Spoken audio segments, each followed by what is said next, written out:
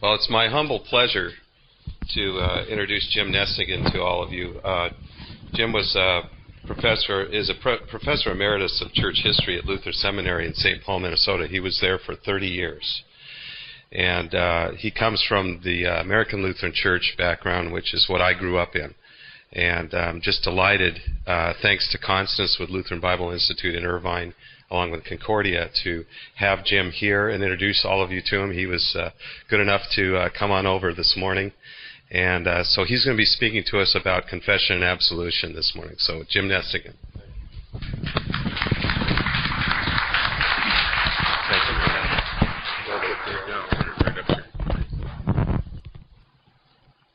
I'm very happy to be able to do this. As you can hear, I come from another part of the country.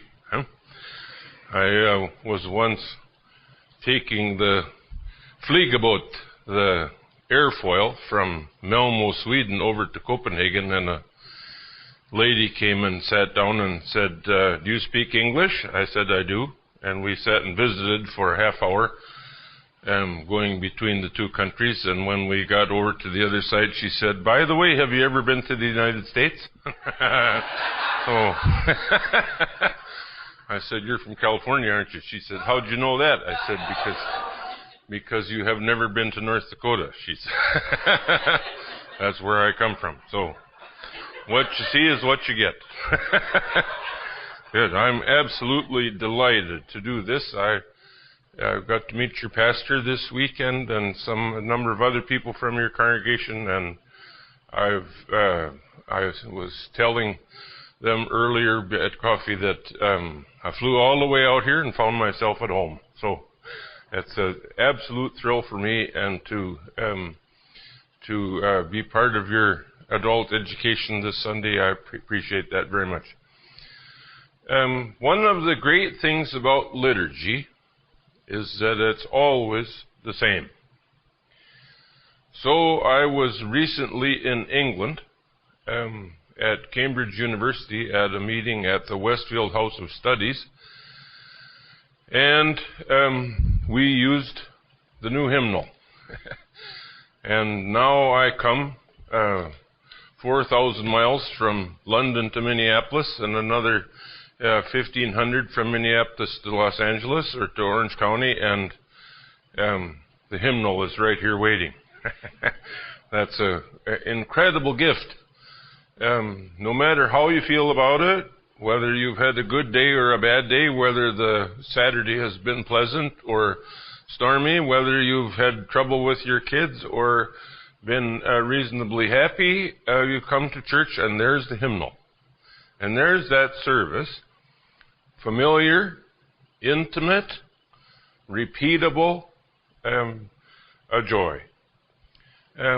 The great gift of the liturgy, I think you see in times of trouble, when you've come through some difficult time in your family or in your work or in another relationship, you come into the service and the liturgy is right there and you feel welcome, right? Some years ago, I was doing some Bible studies at a meeting in Detroit. Stayed right downtown and went over to the where they play basketball and hockey to give Bible studies. That was kind of fun. Some people from a congregation in the inner city of Detroit were sitting with me while I was waiting to go to work, and we started visiting, and they told me an absolutely gorgeous story about the liturgy. They had a music director who was clarinetist for the Detroit Symphony Orchestra. Wonderful young black woman who had became involved in a terrible tragedy. She had been at the church practicing the organ one Saturday night, and a man came into the church and raped her and killed her on the steps. I mean, that would be the undoing of just about any congregation. When the people came to church the next morning, the morning after, they learned of these terrible events. Sample complete. Ready to continue?